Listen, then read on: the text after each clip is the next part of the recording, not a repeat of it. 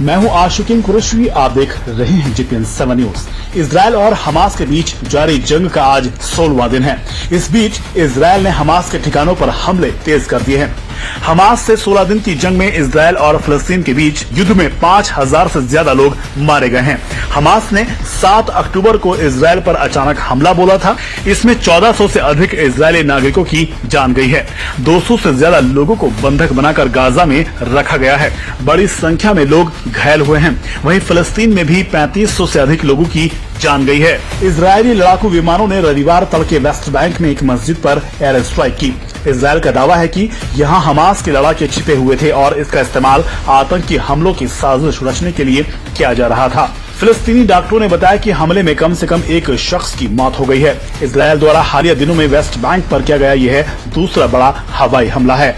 Israel ने कहा कि जेनिन शरणार्थी शिविर के पास अल अंसार मस्जिद के नीचे वाले परिसर में हमास और फलस्तीनी इस्लामिक जिहाद के वो लड़ाके रह रहे थे जिन्होंने हाल ही में इजरायल पर हमला किया था। इजरायली सेना ने बयान जारी करते हुए कहा कि यहां से हमास के लड़ाके एक आतंकवादी हमले की योजना बना रहे थे। सेना ने तस्वीरें जारी की जिसमें मस्जिद के नीचे एक बंकर का प्रवेश द्वार दिख रहा है।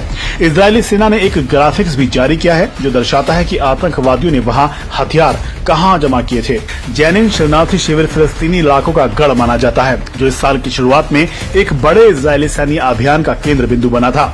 सोशल मीडिया पर हवाई हमले के दृश्य को दिखाने वाले फुटेज में मस्जिद की बाहरी दीवारों में से एक में एक बड़ा छेद दिखाई दे रहा है जो मलबे से घिरा हुआ है। कई दर्जन फलस्तीनी लोग वहां पहुंचकर नुकसान का आकलन कर रहे हैं जबकि बैकग्राउंड में एम्बुलेंस के सायरन बज रहे हैं। फलस्तीनी रेड क्रिसेंट एम्बुलेंस सेवा ने कहा कि हमले में कम से कम एक फलस्तीनी की मौत हो गई है और अन्य 3 घायल हो गए हैं।